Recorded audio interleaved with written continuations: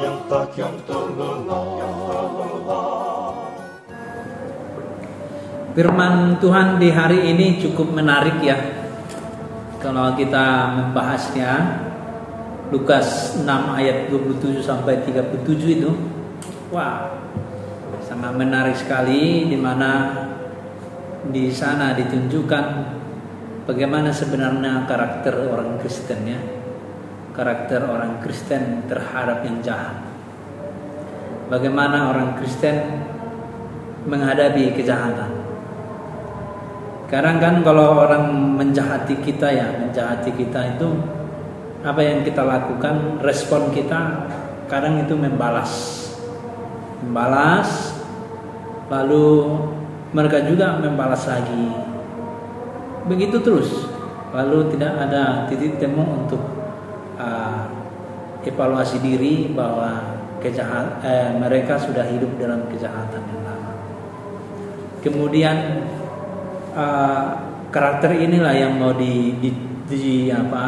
dimutilasi oleh hadirnya Yesus, hadirnya Tuhan Yesus Kristus turun dari surga ke bumi ini, mau memutilasi parah ya, memutilasi, merubah hal yang seperti itu. Karena kalau misalnya yang baik kita lakukan, balasnya yang orang lain udah buat dengan kita, dia melakukan yang baik dengan kita, lalu kita balas dengan yang baik. Sebelum kekristenan pun itu sudah ada ya, sudah ada. Belum Yesus pun itu udah ada. Mana orang Batak itu mersiadapari, potong royong. Lebih jelasnya ini mersiadapari. Kalau mersiadapari itu ya saya huru biho sederio, Tuhan umatku mahita sederio. Nah itu udah biasa. Atau dalam sistem masa penjajahan itu barter ya, barter. Ulian hojagung diana boras, gitu akhirnya aung dia boras, arung di hojagung, aung boras mutong sarupa hita. Nah itu sudah dilakukan pada masa-masa sebelum kekristenan. Ibana arung ede mandokon holong mata bae mangala holong. Jadi holong sebenarnya yang kualitas holong manusia itu sudah ada. Bahkan orang yang jahat pun katanya dalam firman Tuhan, yang jahat pun itu dilakukan bahwa yang baik kepada orang yang sama-sama melakukan kejahatan. Jadi orang jahat martambaru juga orang jahat ini, reuni juga orang jahat ini, saling bagi-bagi. Jadi kalau misalnya 2 orang merampok bank, atau 3 orang atau 5 orang, itu enggak saling rampok lagi orang itu. Orang kumpulkan bagi 5, gitu dia orang merampok. Jadi orang kita juga seperti itu. Kita hanya melakukan kebaikan kepada orang yang melakukan kebaikan, ya sama aja kita dengan orang jahat yang melakukan hal sama seperti itu. Jadi menarik sekali ya.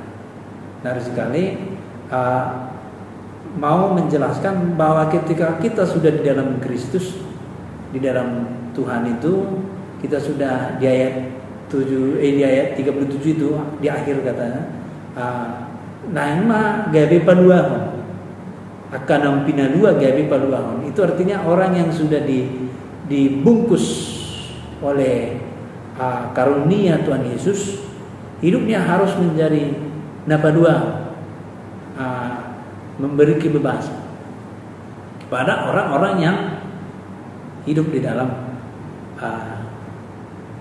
kejahatan atau keberdosaan. Kita harus mengampuni mereka, bukan malah kita dendam, tidak. Tapi kita harus bahkan di dalam terbukti dokon, kita harus memberkati orang yang mengutuk ya, memberkati orang yang mengutuk. Nah itu dia.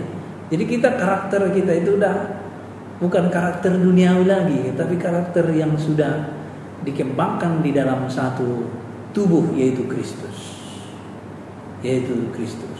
Jadi bisa kita praktekkan itu di dalam kehidupan kita sehari-hari, bahwa saya ini bukan hadir dari diri saya lagi, tapi saya hadir dari Kristus. Maka ketika yang jahat pun hadir, datang serangan yang jahat dari berbagai sudut datang kepada kita, rotu kita malah mendokon ipas-pas didongan itu hanima yang baik, didoakan bahkan diberi mereka baju, wah, diberi mereka makan.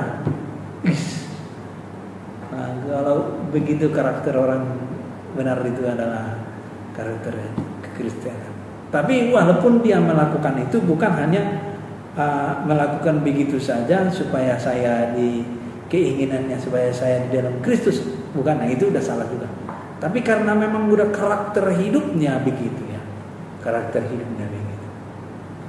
Satu hal yang memang terjadi di tengah-tengah kehidupan kita adalah kita terkadang menghumumi halal. Ketika kita mau memberi, ini dia. Kita mau memberi langsung kita umumin. Misalnya ke pesta aja ya, ambil uang 50.000, ambil uang 100.000. Ditanya istrinya, yang mana ini? Mau dikasih 100.000 atau untuk amplop ya? 100.000 atau 50? 50 aja lah. Kenapa 50? Ya itu beli orangnya, mamorai, kali beli banyak uangnya itu, biarlah 50 aja lah. Kan gitu kan. Dia memberi tapi menghumumi gitu. Jadi sehingga pemberian ini bukan dari karunia Tuhan, tapi perbu ini penghumion gitu.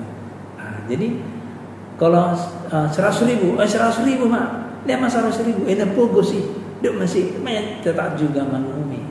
Tapi yang terjelas berapapun kita kasih itu kepada orang harus menjadi berkat. Jangan karena dorongan penghumion, dorongan yang lain-lain, pemberian. Apalagi di pasar-pasar di jalannya ada yang minta-minta begini. Lalu kita ada uang receh, ada uang 5.000 atau 2.000. Udah kita mau ambil tapi kita nggak jadi beri, lalu kita kira tunda kebaikan hati kita itu udahlah. Oh itu mungkin dia itu menipu orang kaya, dia punya tangan kok, dia punya kaki kok, minta-minta. Akhirnya kita tidak mempraktekkan apa yang dikatakan firman Tuhan di sini. Ya kalau kita mau memberi, beri saja, nggak usah pikir-pikir apa nanti balasnya ke kita. Dan jangan kita kasih nanti malah kita nanti dia udah kaya lalu dia bijak-bijak kita. Bukan begitu. Tapi kita memberilah dengan ikhlas. Sampai ke tingkat ujungnya itu bahkan dikatakan kasihilah musuh. Wah ini dia. Jadi mengasihi musuh. Kalau mengasihi teman itu biasa. Mengasihi sahabat, mengasihi abangnya, mengasihi kakaknya, itu dari keluarga udah pasti. Tapi mengasihi musuh, inilah karakter kekristenan. Itu mampu kita lakukan bukan dari kemanusiaan kita, tapi karena kita sudah hidup di dalam pelepasan atau buah dari karunia Tuhan yang sudah mengangkat kita dari keberdosaan menjadi orang-orang yang anak nasut timbul. Itu dia, anak nasut timbul. Jadi ini yang harus kita perhatikan. Maafkan, berkati, doakan orang-orang yang melakukan kejahatan kepada Anda, kepada siapapun. Ya, semoga Tuhan memberkati kita. Beri pandangan di komentar ya, komentar di Facebook ataupun di YouTube saya ya, YouTube saya channel Botul Pas channel ya, Botul Pas channel. Ada juga halaman saya, namanya Botul Pas. Coba kunjungi di sana, kita like dan komen aja. Nanti kita bahas-bahas yang lain-lain. Semoga ini bermanfaat. Semoga ini memperkuat khotbah-khotbah yang sudah kita dengar hari ini. Tuhan memberkati dan selamat hari Minggu. Shalom.